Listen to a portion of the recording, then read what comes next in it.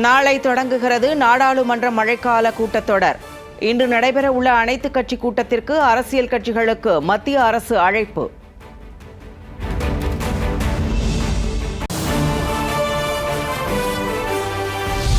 தவிக எம்எல்ஏவிடம் பேரம் பேசியதாக தொடரப்பட்ட வழக்கில் மேலும் 2 பேர் கைது. கைது செய்யப்பட்டவர்களிடமிருந்து 2.80 கோடி ரூபாய் பறிமுதல் செய்யப்பட்டுள்ளதாக தகவல்.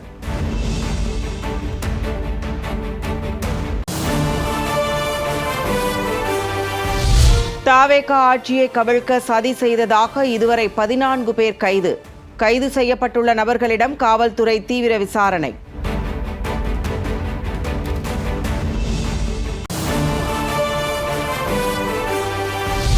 டெல்லியில் உண்ணாவிரதம் இருந்து வரும் சமூக ஆர்வலர் சோனம் வாங்சுக் மருத்துவமனையில் அனுமதி. உண்ணாவிரத பந்தலில் இருந்து வலுக்கட்டாயமாக மருத்துவமனையில் அனுமதித்த போலீசார்.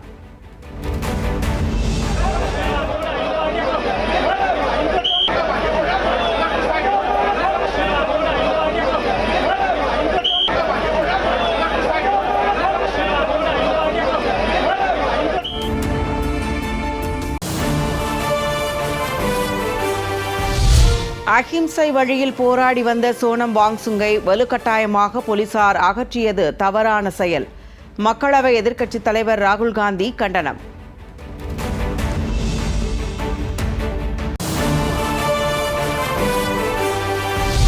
தொடர் உண்ணாவிரதத்தின் போது தனது கணவருக்கு சிகிச்சை அளிக்காமல் பரிசோதனை மட்டுமே மருத்துவர்கள் செய்தனர். சமூக ஆர்வலர் வாங்சுக் மனைவி கீதாஞ்சலி அங்மோ குற்றச்சாட்டு.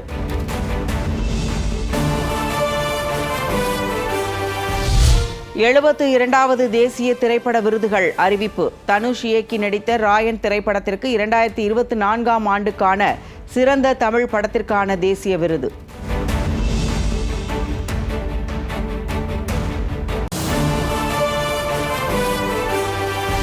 கேப்டன் மில்லர் படத்திற்காக சிறந்த நடிகருக்கான விருது தனுஷுக்கு அறிவிப்பு.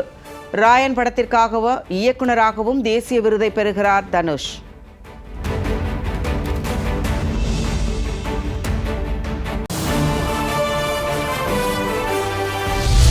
நடிகர் சிவகார்த்திகேயனின் அமரன் படத்திற்கு 3 தேசிய விருதுகள் அறிவிப்பு. சிறந்த இயக்குநருக்காக ராஜ்குமார் பெரியசாமிக்கும், சிறந்த பட தொகுப்புக்காக கலைவாணனுக்கும் விருது.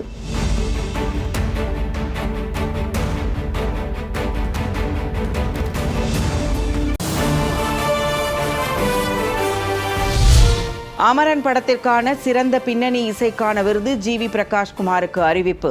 3வது முறையாக தேசிய விருது அறிவிக்கப்பட்டது மகிழ்ச்சி அளிப்பதாக ஜிவி பிரகாஷ் உற்சாகம்.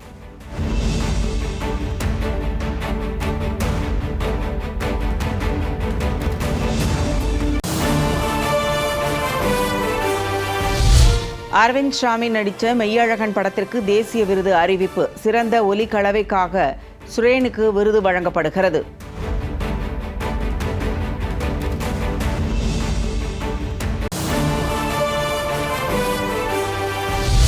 விஜய் சேதுபதி நடித்த மகாராஜா படத்திற்கு 2 தேசிய விருதுகள் அறிவிப்பு. சிறந்த சண்டை பயிற்சிக்காக அனல் அரசுவுக்கும், சிறந்த துணை நடிகைக்காக சாச்சனாவுக்கும் வழங்கப்படும் விருது.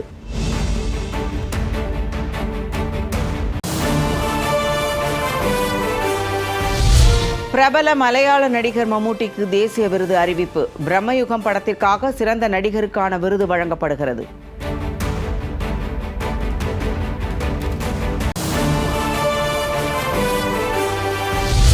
சிறந்த திரைக்கதைக்கான தேசிய விருதை பெறுகிறது புஷ்பா 2 திரைப்படம். சிறந்த ஆடை வடிவமைப்பாளருக்கான தேசிய விருதும் புஷ்பா 2 படத்திற்கு அறிவிப்பு.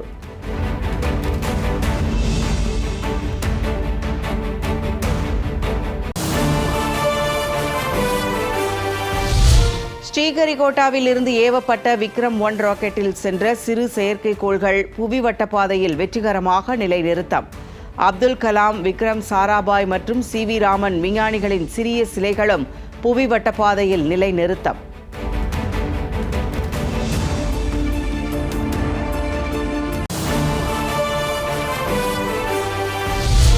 தனியார் நிறுவனம் தனது முதல் ராக்கெட் முயற்சியிலேயே வெற்றி பெற்றது பெருமைக்குரியது. இஸ்ரோ தலைவர் வி. நாராயணன் பாராட்டு.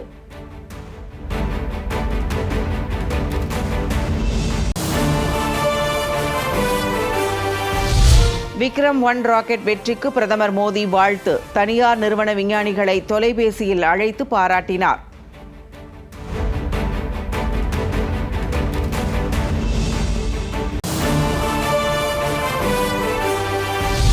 முதலமைச்சரின் உத்தரவை மீறி பள்ளியில் ஆய்வு மேற்கொண்டு ரீல்ஸ் வீடியோ எடுத்த பென்னாகரம் தாவேகா எம்எல்ஏ கஜேந்திரன் தனது சமூக வலைதள பக்கத்தில் வெளியிட்டதால் சர்ச்சை.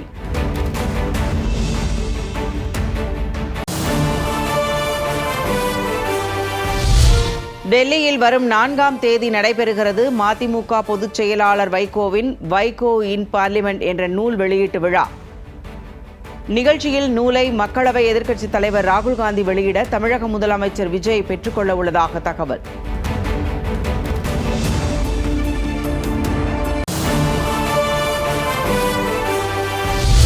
தொகுதி மறுவரையறை மசோதாவை ஆதரிக்க வலியுறுத்தி திமுகவுடன் பாஜக பேச்சுவார்த்தை நடத்தி வருவதாக காங்கிரஸ் எம்பி கார்த்தி சிதம்பரம் குற்றச்சாட்டு. மசோதாவை ஆதரித்தால் திமுக 2026 தேர்தலை விட மோசமான நிலையை சந்திக்கும் என எச்சரிக்கை.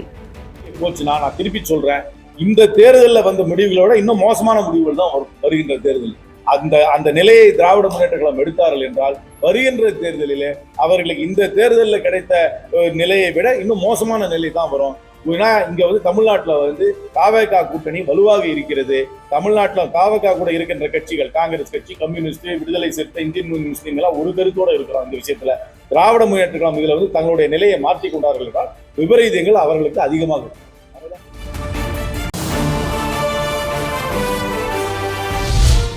ஈரோடு மாவட்டம் அந்தியூரில் நிகழ்ச்சியில் பங்கேற்க சென்ற அமைச்சர்கள் செங்கோட்டையன், விஜயபாலாஜியை முற்றுகையிட்ட மக்கள். குடிநீர் மாசு பிரச்சினை குறித்து புன்னாசி கிராம மக்கள் அமைச்சர்களிடம் முறையிட்டதால் பரபரப்பு.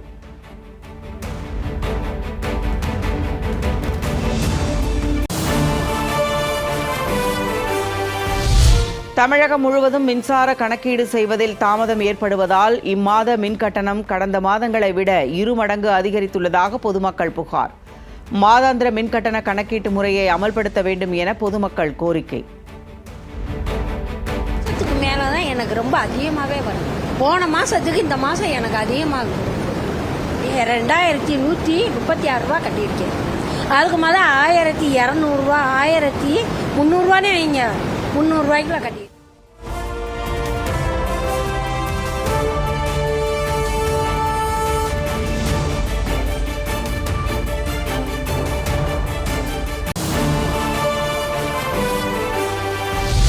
கன்னியாகுமரி மார்த்தாண்டம் அருகே 8ஆம் வகுப்பு மாணவர் திடீரென மயங்கி விழுந்து உயிரிழப்பு. பள்ளி மைதானத்தில் விளையாடிக் கொண்டிருந்த போது நேர்ந்த சோகம்.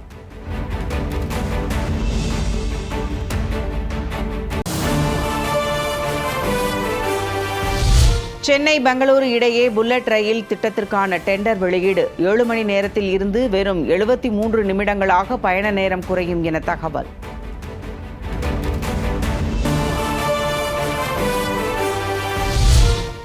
இறுதி கட்டத்தை எட்டியது ஃபிஃபா உலக கோப்பை கால்பந்து. தொடரில் கோப்பையை வெல்லப்போவது யார்? நாளை நடைபெறும் இறுதிப் போட்டியில் ஸ்பெயின், அர்ஜென்டினா அணிகள் பல பரீட்சை.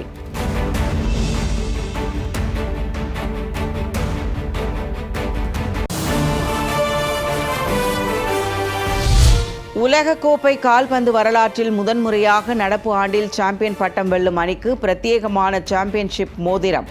2026 உலகக்கோப்பையை நினைவு கூறும் வகையில் மொத்தம் 2026 மோதிரங்கள் தயாரிக்கப்பட்டுள்ளதாக தகவல்.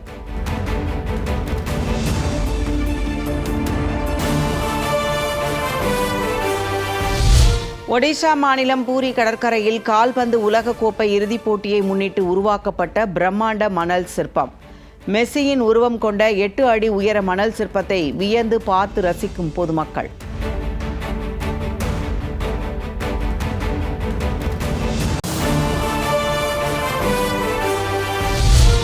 உலகக்கோப்பை கால்பந்து தொடரில் பிரான்சுக்கு எதிரான போட்டி. இங்கிலாந்து அணிக்கு 6-4 என்ற கோல் கணக்கில் வெற்றி பெற்று வெண்கலப் பதக்கத்தை கைப்பற்றியது.